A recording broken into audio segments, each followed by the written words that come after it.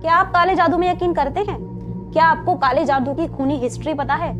और क्या आपको पता है कि काले जादू की शुरुआत कब, कहां और कैसे हुई थी? कैसे काले जादू ने इंसान की बलि चढ़ाने को एक विधि का नाम दिया था और कैसे इसी काले जादू की वजह से कई जिंदगियां बर्बाद हो गई? तो इस वीडियो में हम जानेंगे इंडिया के उस हिस्से के बारे में जहां काले जादू की मान्यता पर सवाल उठाना भी एक गुनाह है। पूजा के नाम पर या फिर किसी खास इच्छा के उद्देश्य से की जाने वाली हत्या ही नरबलि कहलाती है। कभी तांत्रिक अपनी शक्तियों को बढ़ाने के लिए किसी इंसान की बलि देते हैं, तो कभी किसी इंसान की इच्छा पूरी करने के लिए अपने इष्ट को किसी की बलि चढ़ाते हैं। असम राज्य के अहम शहर में सदियों पहले ये बहुत आम सी बात थी। वहाँ काला जादू और तांत्रिक सिद्धियों का प्रयोग काफी प्रचलित था। उसका सबूत पुरातत्व विभाग को खुदाई के दौरान भी मिला है। उन्हें जगह जगह मानव और जानवरों की हड्डियों के अवशेष प्राप्त हुए, जो ये साबित करते हैं कि नरबलि कोई मिथ नहीं है। सन 1228 से 1826 तक असम की ब्रह्मपुत्र वैली में अहम नाम का एक साम्राज्य था, जिस पर कई शासकों की नजर थी। जब पूरे भारत में मुगलों ने अपना डंका बजा रखा था, तब उनकी नजर अहोम पर भी थी। 1330 में मोहम्मद शाह ने इस पर विजय हासिल करने की ठान ली। करीब 1 लाख सैनिक युद्ध लड़ने के लिए गए,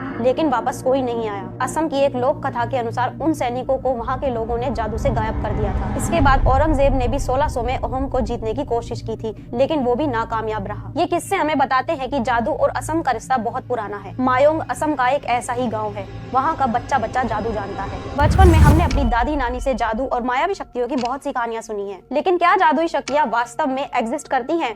इसे लेकर साइंस और रिलीजन में लगातार बहस होती रहती है, लेकिन साइंस इस बात से भी इनकार नहीं कर पाता कि इस दुनिया में बहुत कुछ ऐसा है जिसका जवाब उसके पास भी नहीं है। उनमें से एक है ब्लैक मैजिक। इसे डार्क मैजिक और विच क्राफ्ट के नाम से भी जाना जाता है। प्राचीन काल से ही काले जादू और तांत्रिक शक्तियों का प्रयोग पूरी दुनिया में होता आया है। तंत्र मंत्र का जिक्र तो हमारे शास्त्रों में भी है। हमारा देश ऐसे मंदिरों से भरा पड़ा है जहाँ इन शक्तियों का आह्वान किया जाता है। जहाँ एक तरफ इसके प्रयोग से लोगों की इच्छाएं पूरी होती है, वहीं दूसरी तरफ लोग इसे अपनी प्रॉब्लम्स को दूर करने के लिए भी आजमाते हैं। इन जादुई और अदृश्य शक्तियों का प्रयोग करने वालों को तांत्रिक, ओझा, नागा साधु, अघोरी जैसे अलग अलग नामों से पुकारा जाता है। जैसे हर चीज के 2 पहलू होते हैं। हम जो भी देखते हैं, करते हैं, सुनते हैं, उसकी हमेशा एक दूसरी साइड होती है। जैसे सुख है तो दुख भी है, रोशनी है तो अंधेरा भी है, अच्छाई है तो बुराई भी है। कहने का मतलब है कि हर चीज की एक साइड पॉजिटिव होती है तो दूसरी साइड नेगेटिव। इसी तरह हम में देव भी रहता है और राक्षस भी। जब हम इस राक्षस का तंत्र मंत्र के सपोर्ट से अपने फायदे के लिए दूसरों को नुकसान पहुँचाते हैं, तो इसका अर्थ होता है कि हमने उन पर काला जादू किया है। कई तांत्रिक आपसे आपकी इच्छा पूरी करने के बदले नरबलि की मांग करते हैं। नरबलि होता क्या है?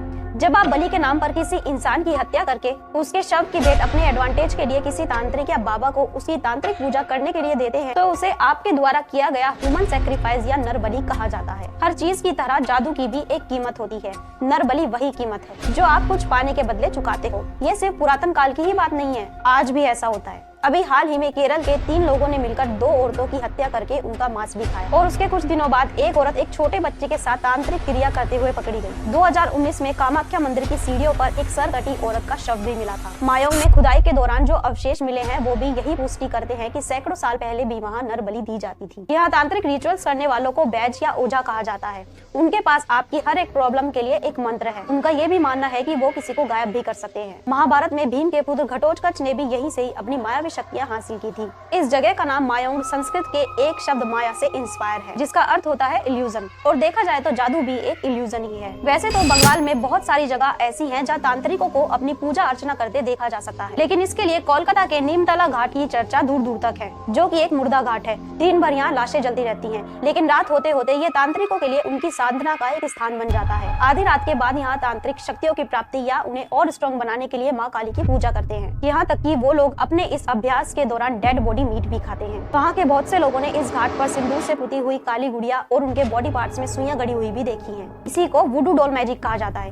इंडिया में लोग इस डॉल को बनाने के लिए लकड़ी और कपड़े का इस्तेमाल करते हैं। ये डॉल उस व्यक्ति के नाम पर बनाई जाती है जिस पर जादू किया जाता है। इस पर मंत्र फूंकने से पहले उस व्यक्ति से जुड़ी कोई भी चीज, जैसे उसके कपड़े या बाल, इस डॉल से बांध दिए जाते हैं। फिर उस व्यक्ति को आबाद या बर्बाद आप कुछ भी कर सकते हैं, ये आप पर निर्भर करता है। कभी कभी तांत्रिक इन डॉल्स का यूज करके मरे हुए इंसान की आत्माओं को भी बुलाते हैं और उनसे अपने काम करवाते हैं। एक तांत्रिक किसी मरीज को ठीक करने के पर्पज से ये डॉल बनाता है और वो उस डॉल के उसी हिस्से में सुई गाड़ता है जिस शरीर के हिस्से में उस मरीज को प्रॉब्लम होती है। अगर वो तांत्रिक चाहे तो इस सुई से वो उस मरीज को अपंग भी बना सकता है। ज्यादातर लोग इस जादू का प्रयोग किसी का बुरा करने के लिए करते हैं। वैसे इस जादू का उद्देश्य किसी इंसान को तकलीफ पहुंचाना कभी नहीं था। इस जादू के लिए काला जादू शब्द भी गलत है। दरअसल ये तंत्र की एक क्रिया है जिसे किंवदंती के अनुसार भगवान शिव ने अपने भक्तों को दिया था। यही कारण है इसे रेकी और एक्यूप्रेशर का मिश्रण भी कहा जाता है, जिसमें अपनी आध्यात्मिक ऊर्जा से किसी को नया जीवन जीवन देने की भी क्षमता होती है। जो चीज वरदान हो सकती थी उसे लोगों ने अपने स्वार्थ के लिए दूषित कर दिया। बिहार के कैमूर जिले के जैनपुर में हरसु ब्रह्मधाम नाम का एक मंदिर है, जहाँ लोगों पर चढ़े भूत प्रेतों को उतारा जाता है। वहाँ हर साल भूतों का एक मेला भी लगता है, जिसमें शामिल होने दूर दूर से लोग अपनी उन परेशानियों का हल खोजने आते हैं जिसके लिए वो बरसों से दर दर भटक रहे हैं। ये मेला लगातार पिछले 650 सालों से लगता आ रहा है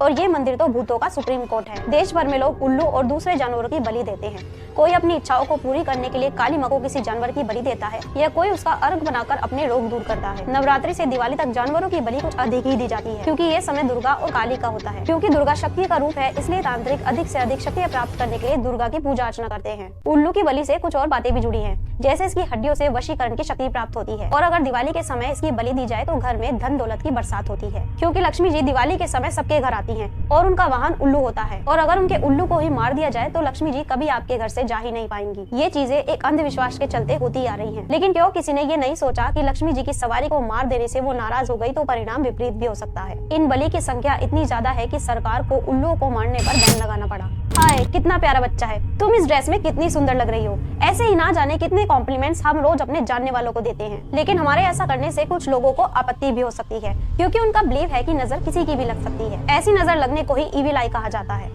मैजिक की तरह ये भी एक पावर ही है जो हम में से किसी के पास भी हो सकती है। हमें इसका पता भी हो सकता है और नहीं भी। ये पावर जिसके पास भी होती है उसकी नजर या तारीफ भरे शब्दों से किसी की बीमारी या बैड लक का कारण भी हो सकती है। इसलिए माएं अपने बच्चे को किसी की अच्छी बुरी नजर से बचाने के लिए काला टीका लगाती हैं। हाथी दांत को एक काले धागे में पिरोकर उसके गले में पहनाती हैं। इसके अलावा घर को नजर न लगे तो घर के बाहर नींबू मिर्ची लटकाते हैं। किसी की तारीफ करके 3 बार थू थू करते हैं, बार बार टच वुड करते हैं या फिंगर क्रॉस करते हैं। ना जाने ऐसे कितने टोटके हम रोजमर्रा की जिंदगी में करते रहते हैं। इन सब से कुछ हो या ना हो, लेकिन हम ये जरूर सोचने लगते हैं कि अगर हमारे साथ कुछ भी बुरा होता है तो वो किसी की बुरी नजर या काले जादू का असर है। इसके बाद आता है कर्स, जिसका असर भी इविल आई जैसा ही होता है। बस फर्क सिर्फ इतना है कि इसमें लिटरली बुरा बोलकर दूसरों को कोसा या उन्हें श्राप दिया जाता है। कुछ लोग ऐसे होते हैं वो जो भी कहते हैं इत्तेफाक से सच हो जाता है। कुछ अच्छा हो जाए तो लोग कहते हैं इसकी जुबान पर तो सरस्वती बैठी थी, कुछ बुरा हो तो इसकी तो जुबान ही काली है। कभी किसी दूसरे की वजह से कोई हर्ट होता है तो वो उसे बुरा भला कहता है, उसके साथ कुछ बुरा होने की कामना कर बैठता है। इसे ही कर्स कहा जाता है। कुछ लोग तांत्रिक द्वारा लिए गए विशेष मंत्रों का जाप करके भी अपने दुश्मनों को तकलीफ पहुंचाते हैं। कहते हैं इविल आई और कर्स से इंसान मौत के मुंह पर भी पहुंच सकता है। ब्लैक मैजिक की 4 स्टेज होती हैं। पहली 2 स्टेज को डार्क और नेगेटिव स्टेज की कैटेगरी में रखा जाता है। इसमें 2 लोगों में से किसी एक का लगातार नेगेटिव सोचना आता है। फॉर एग्जाम्पल, सपोज आप किसी से प्रेम करते हैं और वो इंसान आपकी तरफ नजर उठाकर भी नहीं देखता, तो आप नाराज होते हो, आपको गुस्सा आता है। और अगर ये सिलसिला लगातार चलता रहता है तो आपकी नेगेटिव एनर्जी उस इंसान तक पहुंच जाती है, जिसके कारण उसे किसी भी तरह का डिस्कम्फर्ट फील हो सकता है। फिजिकल पेन की शिकायत भी हो सकती है। इसमें इविल आई भी आता है। दूसरे लेवल के मैजिक में कर्स को रखा जाता है। जब कोई किसी को मंदिर या कहीं भी जाकर जिसे वो मानता हो रोज लगातार कोसे, उसके बुरे के लिए प्रार्थना करे, तो उसकी नेगेटिव एनर्जी उस जगह से निकलकर उस इंसान तक पहुंच जाती है। जैसे डाइवोर्स के बाद पति पत्नी एक दूसरे को कोसे कि उसकी वजह से हमारी जिंदगी बर्बाद हो गई और उसे भी अब कोई भी खुशी नहीं मिलनी चाहिए। तीसरे तरह का मैजिक रियल ब्लैक मैजिक है, जो तांत्रिकों द्वारा उनकी शक्तियों का इस्तेमाल करके करवाया जाता है। इसमें एनिमल और ह्यूमन सेक्रीफाइस आता है। चौथे लेवल का मैजिक इस दुनिया से नहीं बल्कि उस दुनिया से है जहाँ आत्माएं रहती हैं। जैसे हमारा कोई पूर्वज हमें या हमारी फैमिली को प्रोटेक्ट करने के लिए किसी दूसरे को परेशान करने लग जाए, तो लोग तो यही सोचेंगे ना कि हम उन पर काला जादू करवा रहे हैं, या कोई हमारी पास्ट लाइफ से अभी तक हमसे जुड़ा हो और वो हमारी प्रेजेंट लाइफ को कतरा कतरा खा रहा हो। जैसे लोगों को ड्रीम्स में लगता है कि कोई उनका रेप कर रहा है। इस तरह के डार्क मैजिक हमारी लाइफ को नर्क बना देते हैं और इनसे बचने के लिए हम वापस से तंत्र मंत्र का ही सहारा लेते हैं। ये तंत्र मंत्र हमारी सोच पर पर्दा डाल देता है, या ऐसा कह सकते हैं कि जब पावर साथ में आ जाती है तो अच्छे से अच्छा इंसान भी इवेंचुअली करप्ट हो ही जाता है, क्योंकि वो इतना मेंटली स्ट्रॉन्ग होता ही नहीं है और पावर्स उसे धीरे धीरे अपने कंट्रोल में लेने लगती हैं। वो सब कुछ पा लेना चाहता है। कोई तो इस भ्रम में भी होते हैं कि उन्होंने तांत्रिक शक्तियां प्राप्त कर ली हैं तो वो अब कुछ भी कर सकते हैं। ऐसे ही हैदराबाद का सुल्तान शाही इंडिया की उन जगहों में से एक है जो तांत्रिक गतिविधियों के लिए फेमस है। हर तरह का काला जादू तो वहाँ होता ही है, लेकिन वहाँ एक चौंकाने वाली बात भी है। वहाँ अक्सर मैरिड वुमेन अपनी प्रॉब्लम्स लेकर तांत्रिकों के पास जाती हैं। या तो उनके अपने पति से संबंध ठीक नहीं होते या फिर वो प्रेग्नेंट नहीं हो पाती। तांत्रिक उनकी समस्याओं को दूर करने के लिए या तो उनसे पैसे लेते हैं या फिर उनके साथ सेक्स करने के लिए कहते हैं। सरप्राइजिंग ये है कि अधिकतर औरतें उनकी बातों में आ भी जाती हैं और इससे उनकी फैमिली को भी कोई एतराज नहीं होता। पुराने हैदराबाद के सुल्तान शाही बस्ती में नागिन भाभी नाम की एक तांत्रिक रहती है, जिसके पास लगभग 500 कस्टमर्स रोज आते हैं, बड़े से बड़े पढ़े लिखे भी। मात्र अपनी इच्छा पूर्ति के लिए हम अपना इंसान होना भी भूल जाते हैं। क्यों हम अपनी ऐसी इच्छाओं को भूल नहीं पाते जिसकी कीमत किसी की बर्बादी या किसी का मर्डर हो?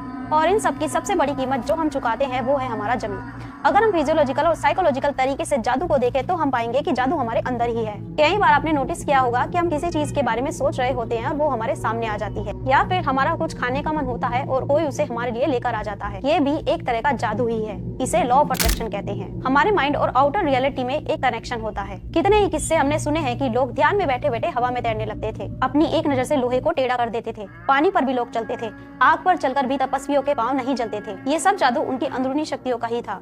कहने का मतलब है कि हम अपनी इमेजिनेशन की पावर से कुछ भी पा सकते हैं जो हम चाहते हैं, लेकिन इसके लिए हमें अपनी इंटरनल पावर्स को समझना होगा। ध्यान और योग से उन पर फोकस करना सीखना होगा। तंत्र मंत्र करने वाले भी यही करते हैं। पहले वर्षों के योग, तपस्या और उपासना से वो अपनी अंदरूनी शक्तियों और बाहरी रियलिटी में एक रिलेशन बिल्ड करते हैं, जिससे उनके पास वो पावर्स आ जाती हैं जिससे वो कुछ भी कर सकते हैं। जब से ये दुनिया बनी है, इंसान को इसमें बहुत रुचि है कि आखिर मरने के बाद होता क्या है। मरने के बाद आत्माओं से किए जाने वाले कम्युनिकेशन को ही नेक्रोमेसी कहा जाता है। ये बुरी आत्माओं को बुलाने की एक प्रक्रिया होती है। गलत इंटेंशन से मैजिक का यूज करना होता है। आत्माओं से बात करना पॉसिबल है, लेकिन हर तांत्रिक ये नहीं कर सकता। इसके लिए हमें खुद को इस दुनिया से अलग करके देखना होता है। उस समय हम जीवन और मृत्यु के द्वार पर खड़े होते हैं। ये भी एक तरह की मानसिक अवस्था ही होती है। इन शक्तियों को प्राप्त करने के लिए कई चरण होते हैं। सबसे ऊपर पहुंचना इम्पॉसिबल नहीं, बहुत बहुत डिफिकल्ट है। आत्माओं को हम कहीं भी बुला सकते हैं। ओएजा बोर्ड को मीडियम बना के भी हम किसी भी आत्मा से बात कर सकते हैं। लोग लकड़ी और कपड़े की गुड़िया भी बनाते हैं, उसमें किसी की आत्मा को बुलाकर उनसे अपना मनचाहा काम करवाते हैं, और जब काम पूरा हो जाता है